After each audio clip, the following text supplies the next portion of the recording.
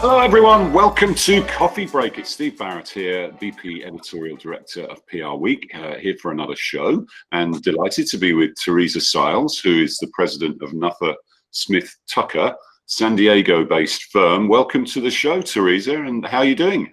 I'm doing well. Thank you. Glad to be here with you today. Yeah, great to chat. Would love to hear a bit more about the agency. And you said that you'd gone to your first in-person conference earlier today, so that's exciting.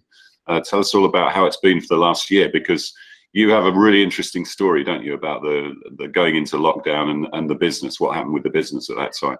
Yes, we certainly do. So myself and my two partners, we purchased Nuffer Smith Tucker on Friday, March 13th. And as you all know, that was the same day that the pandemic was declared a national emergency. So we actually signed our documents, came back to our office and told our team that they could start working from home that following Monday.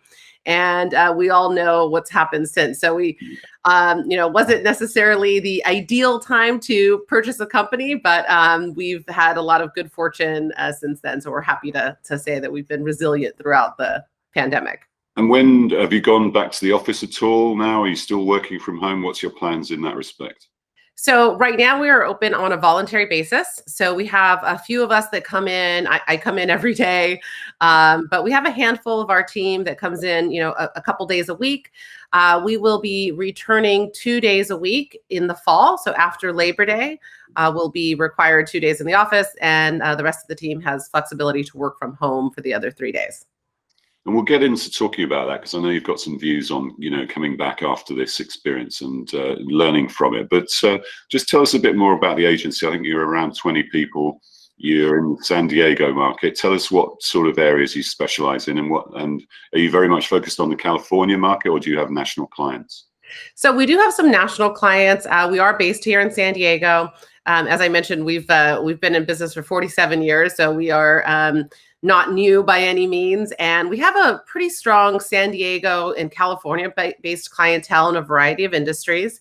But we also have a pretty strong national client base in agriculture. So we have kind of various subsets of our business. So agriculture is one. We also work with branded consumer products and a lot of San Diego-based institutions and organizations. So we have the good fortune of working with a wide variety of clients. And do you do political work as well? Spend time up in Sacramento and public affairs type work?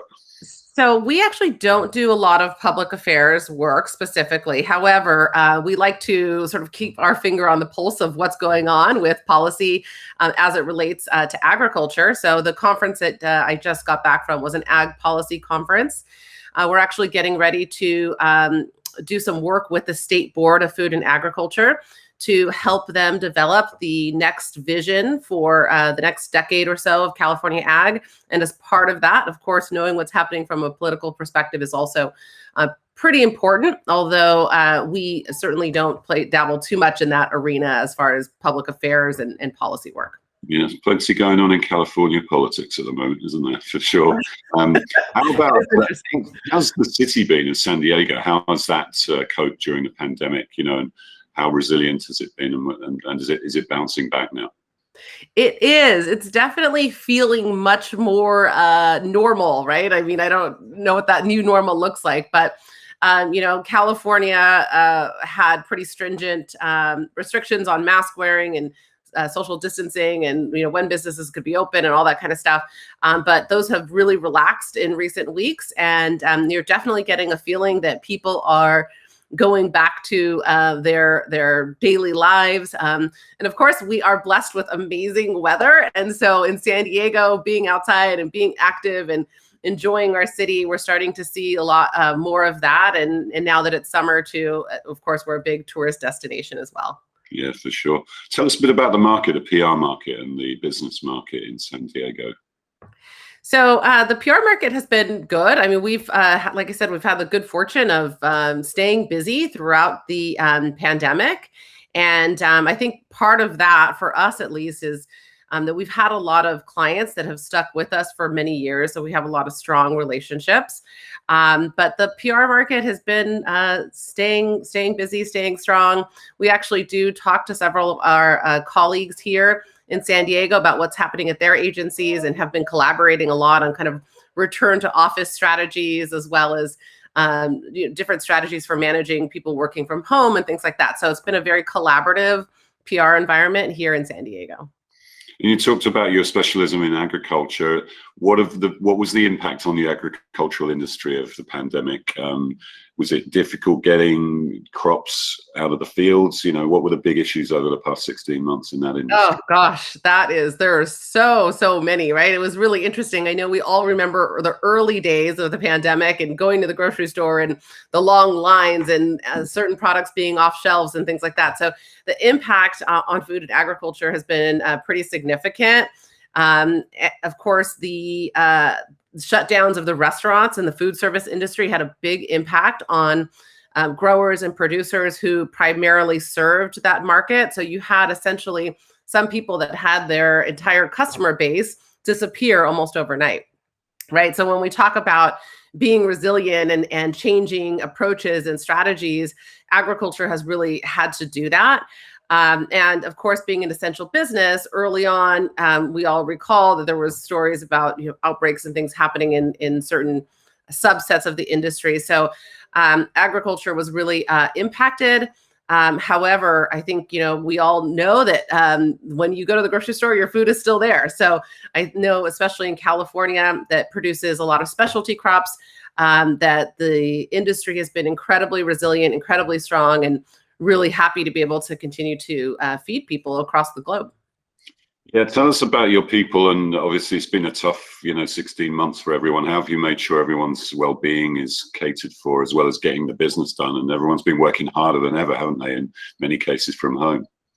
They certainly have. And yeah, I mean, it's not easy, right? The things that we used to do, we couldn't do anymore. So we really, like many of our clients, had to pivot the way that we engage with our team. So it meant a lot more, one-on-one conversations, checking in with people both formally and informally. And as a leadership team, we sort of would divide and conquer and just check in with people, simple conversations that, were easy to have when you were in the office and more difficult to have working remote. The other thing that I think that we did is we really put a focus on how we can maintain our culture, which is challenging in this environment, right? So we do things like happy hours every Friday. We would do a lot of social events. And of course, those things went away, or they went away in their traditional form. So we had to get creative. We spent a lot of time thinking of different virtual team bonding events. And we also did a couple of in-person things throughout the pandemic. We did a picnic that was all socially distanced. We had a yoga instructor come out, and we did a yoga session out in the park and things like that. So we were always trying to look for ways to continue to engage our teams in new ways. And we're happy to report that last Friday, we actually had our first real team building thing in a while, where we took everybody out on a boat cruise of San Diego Bay, and nice. Great weather. And everybody was really, really happy to be able to raise a glass and celebrate togetherness, being able to be together again. So that's pretty exciting. No, it's great, isn't it? And I'm a bit jealous of that California sunshine and on a boat. Because, we've got staffers I've not actually met in person. We've been over Zoom calls for a year, but we've not actually met in person. It's kind of weird, because you kind of know them really well, but you don't know them at all. So, and I think dealing with them, like, communications is a business where you thrive on a team environment and you bounce off each other, creativity and mentorship. You listen to how other people are doing their jobs, and you learn from that. So now I know you've got some views on resiliency and getting back to whatever that new normal is, and you think so talk us through your feelings on that, and how we should really think carefully about it and how we do it to make sure we're sustainable moving forward. Sure. So I mean, everyone's really excited to return to their daily activities, right? So I think in many ways there is a a desire to put the pandemic in the rear view, right? To let's forget about it, let's move on. People are sick of talking about it. And while I certainly understand that, I think that as we reflect on the last year or so, that there were a lot of lessons that could be learned, not only for us as agencies, but also for our clients. And so when we have clients that, again, are sort of anxious to move on to the next chapter, I think it's important that we help them to take a step back and think about what's happened and how we can build resilient organizations for the future. And so I think there's a couple ways that we can do that. The first one is, the world has seen a lot of change. That's no secret. And so this idea of adopting an innovative and explorative culture is something that we all really need to embed within our organizations.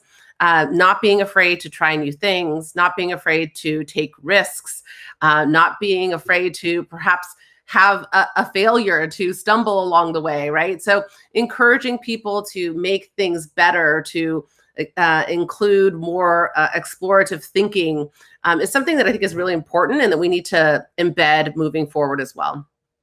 So how are you going to infuse that in the agency, and then how are you going to roll that out to your customers? What sort of things are you going to be doing?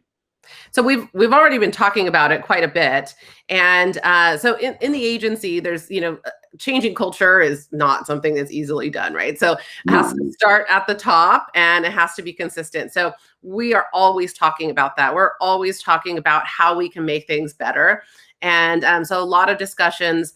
We're also talking to our clients about that as well. So we're saying, that's one piece of the puzzle. Many of our clients, thankfully, are on board with this philosophy. And I think one example, WD-40 Company is one of our clients. They've been a client for some time, and they really value making things better than they are today.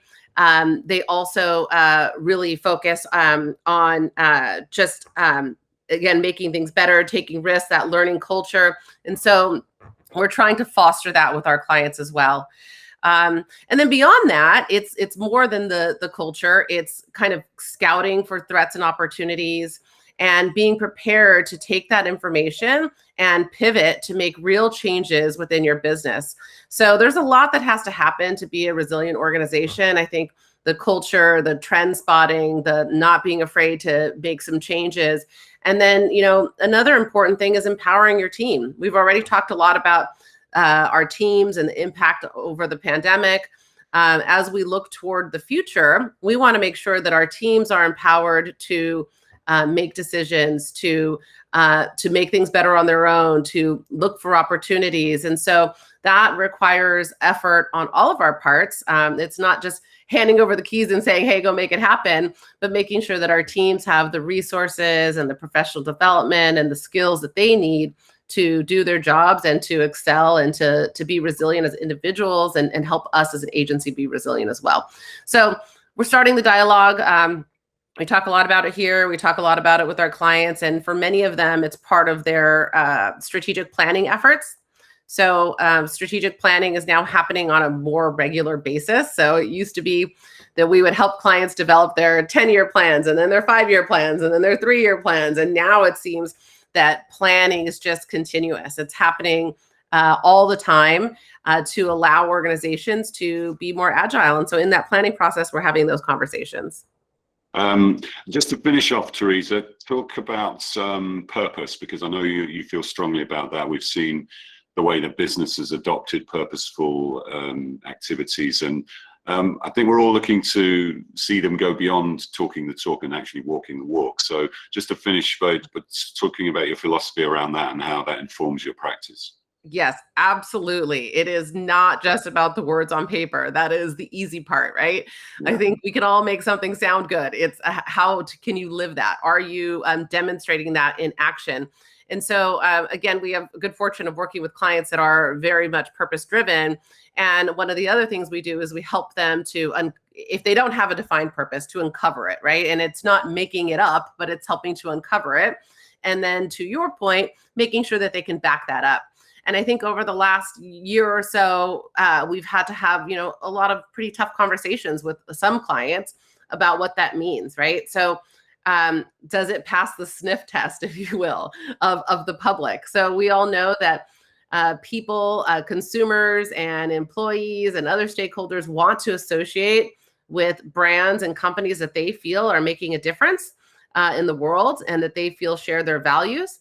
And so that is part of the discussion that we're having, but also exactly what you said is how are we walking that talk and how do we demonstrate this? And we might not have it all figured out, but what is our plan to get there?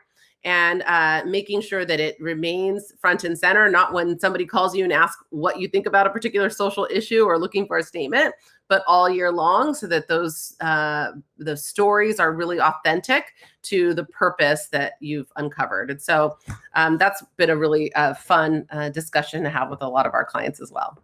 Yeah, it's got to be authentic, hasn't it? Otherwise, you get found out now, and you get eviscerated on social media and elsewhere. So you've got to be, and especially Gen Z and younger consumers, they're going to check the receipts. So we got to be. It's really important, but it's got to be done right, and it's got to be authentic. So yeah. Listen, Teresa, great to chat to you, find out more about Nuffer Smith Tucker. Wish you well, 1 year and a bit into the new ownership structure. Thank you. You too. I was happy to be here. And look forward to the PR agencies being resilient well into the future. Yeah, for sure. Thank you, Teresa.